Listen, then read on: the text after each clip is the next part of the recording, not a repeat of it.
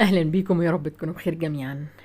الشحم الحيواني او الدهن الحيواني، او زي ما بيقولوا عليه في بعض الدول العربية الوتج او الودج، اللي بنعمل منه اجمل منتجات الصابون الطبيعي، صابون الجليسرين، مرطبات البشرة. وكمان بيستخدم في الاكل، بيكون بديل للسمنة وبديل للزيوت، وكمان بيكون صحي جدا. هنتعلم مع بعض النهاردة ان شاء الله ازاي نسيح، او ايه افضل طريقة لتسييح الدهن الحيواني او الشحم الحيواني علشان نعمل منه منتجات الصابون، وكمان نستخدمه في الاكل. الكمية اللي عندي ايا كانت ايه هي، هبدأ ان انا اجيبها وهغسلها طبعا في مصفى كده. بس علشان خاطر بيبقى عليها يعني لو شوائب مثلا، لو الجزار كان ماسكها بايده او الكلام ده كله، بس هشطفها كده وبعدين احطها في مصفى. وعلى فكرة عايزه اقول لكم على حاجه، لو الدهون دي متجمده معايا هتتقطع معايا بسهوله، افضل ما تكون سايحه خالص او فكه خالص. هي لو سايحه او فكه انا ممكن الاقي صعوبه شويه في ان انا اقطعها، ولكن لو انا مخرجاها مثلا من الفريزر بقالي يعني نص ساعه، ساعه الا ربع كده، هقدر ان انا اقطعها لانها هتتقطع معايا قطع. انما لو هي فكه حقيقي هلاقي صعوبه في ان انا اقطعها. الدهون دي بقى ممكن تبقى الدهون اللي انتوا شايفينها، ممكن تبقى اللي هي الديل بتاع الخروف، يعني عشان لو الناس مش عارفه كلمه اللي هي.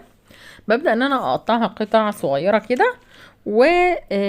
والدهون دي مش شرط تكون دهون خروف، يعني هي ممكن تبقى ابقار او ماعز او غنم او ابل. زي ما قلت لكم هي بتصنف على انها ماده صالحه للاكل، وبتكون بديله للسمنه والزيت والدهون، وعلى فكره بتكون صحيه جدا جدا، احسن بقى من السمنه والزيوت المهدرجه اللي احنا يعني بنستخدمها دلوقتي، وفعلا ما فيهاش اي فايده خالص. طيب دلوقتي انا معايا ورق لوري، ومعايا قرنفل. القرنفل بعض الدول بيقولوا عليه المسمار، ومعايا القرفة السيجار. بلاش طبعا الوصفة دي نستخدم فيها القرفة البودر، هستخدم القرفة السيجار. والحبهان انا لو تلاحظوا بستخدم كل الحاجات اللي بتضيع الريحة بتاعة الدهون. الطريقة دي كده اللي انتوا شايفينها دي، سواء هعملها للاكل يعني هستخدمها بديل للسمنة، او هعملها للصابون، نفس اللي انا بعمله ده هو اللي انا هعمله. ورق لوري وقرفة سيجار والقرنفل او المسمار والحبهان، والافضل ان انا افتحه علشان استفيد بالحبوب السوداء اللي بتكون موجوده جواه. دلوقتي جبت النص كوبايه من الزيت، وده اختياري. في ناس ممكن تحط نص كوبايه من اللبن، في ناس ممكن تحط نص كوبايه من الميه، ولكن انا حطيت نص كوبايه من الزيت، زيت النخيل العادي جدا. واخدتها بقى على النار. النار يا جماعه ما تكونش عاليه، علشان بص نلاقيها اتحرقت واتلسعت، وانا عايزاها تسلي او تنزل كل الدهون اللي بتكون موجوده فيها.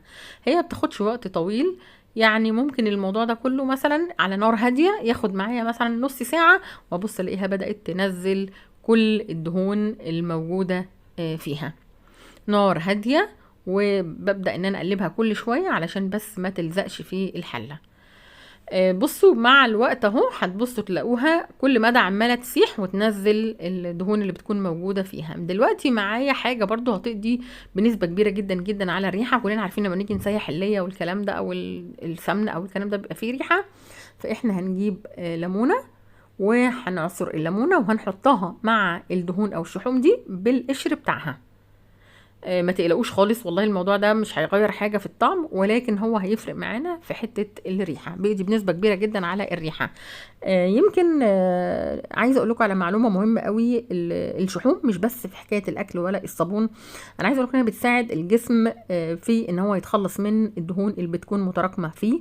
الشحم او الدهن ده بيقوي جهاز المناعة وبيزود نشاطه.